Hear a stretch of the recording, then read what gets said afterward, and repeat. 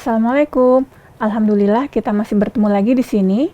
Pada video kali ini, kita masih menghitung intensitas medan listrik yang disebabkan oleh muatan yang terdistribusi. Di mana, berbeda dengan video sebelumnya, distribusi muatan yang terlibat di dalam video kali ini adalah distribusi muatan per satuan luas.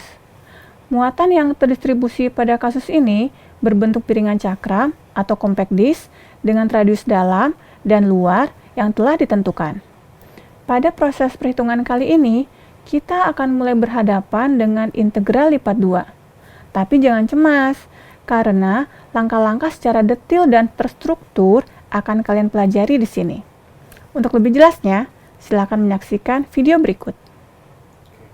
Sekarang kita akan menghitung intensitas medan listrik di titik P, di mana titik P juga terletak pada sumbu Z, yang disebabkan oleh distribusi muatan ρ S yang terletak pada bidang Z sama dengan 0, dan muatan tersebut berbentuk piringan cakram dengan radius cakram dari A sampai B. Ini adalah prosedur perhitungan yang harus kita lakukan untuk menurunkan persamaan integral dalam menentukan intensitas medan listrik. Yang pertama kita lakukan adalah menggambarkan posisi muatan dan juga titik yang akan dihitung medan listriknya, yaitu titik P, di mana titik P seperti yang tadi dikatakan terletak pada sumbu Z, dan muatan berbentuk piringan cakram atau compact disk yang terletak pada bidang Z sama dengan 0, di mana jari-jari dalam adalah A, sedangkan jari-jari luar adalah B. Jika kita ingin melihat tampilan atau bentuk dari piringan cakram ini dari atas, maka akan kita dapatkan bentuk sebagai berikut. Selanjutnya, kita akan menentukan posisi dari DQ, di mana DQ itu adalah sebagian muatan, di mana DQ saya gambarkan seperti yang terlihat pada slide. Dia merupakan bentuk dari sebagian bidang dari piringan cakram, di mana sebagian bidang dari piringan cakram ini adalah sesuatu yang sangat kecil, di mana bentuknya bisa kita dekati dengan bentuk segi 4, yang sisi-sisinya adalah dρ dan juga ρdV. Jika ingin kita lihat tampilannya dari atas, akan kita dapatkan gambar sebagai berikut. Sekarang, kita akan ke langkah ketiga, yaitu menentukan sistem koordinat dan juga vektor R, di mana sudah jelas di sini kita akan menggunakan sistem koordinat silinder, dan untuk vektor R sendiri digambarkan seperti pada slide, di mana vektor R dapat dinyatakan dengan min rho arrow, yaitu pergerakan dari DQ ke titik pusat koordinat ditambah ZAZ pergerakan dari titik pusat koordinat ke titik P.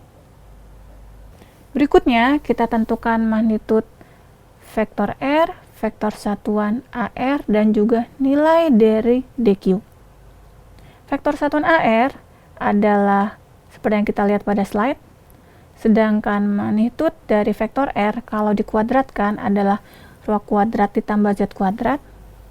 Nah, sekarang perhatikan, kita akan menentukan besarnya nilai dari DQ, di mana DQ itu adalah ρ S kali ds, di mana ds itu adalah sebagian luas, yaitu luas dari daerah yang berwarna biru yang kita anggap sebagai segi 4, sehingga ds-nya bisa kita katakan sebagai dρ dikalikan ρdV.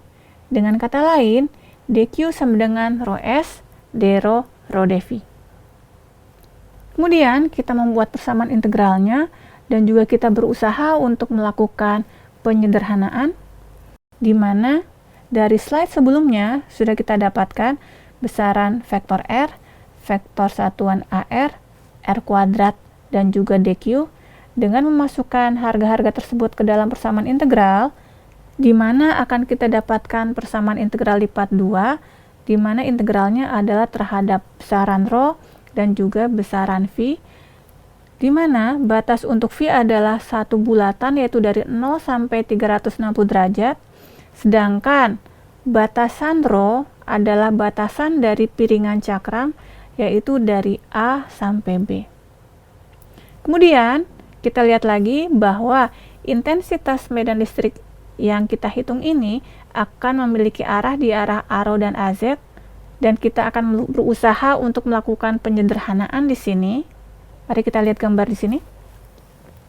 Jika saya memiliki DQ yang berwarna biru, dia akan memberikan intensitas medan listrik di titik P ke arah seperti yang kita lihat pada slide.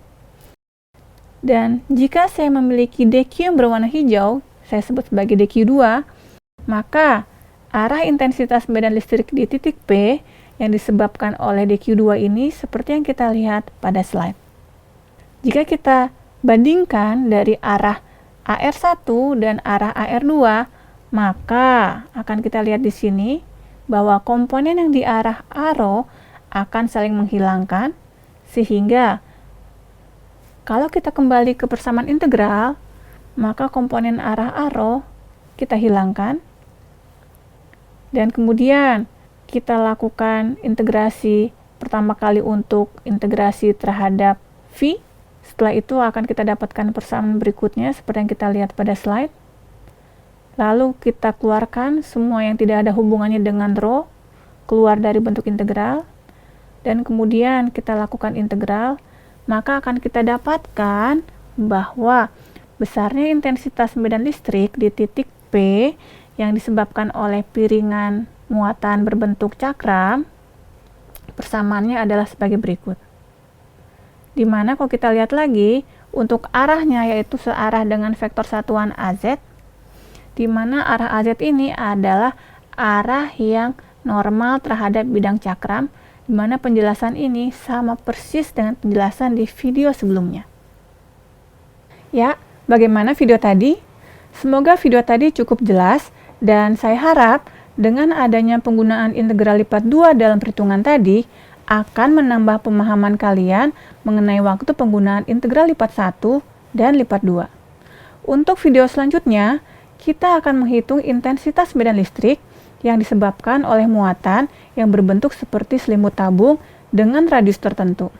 Terima kasih dan sampai jumpa.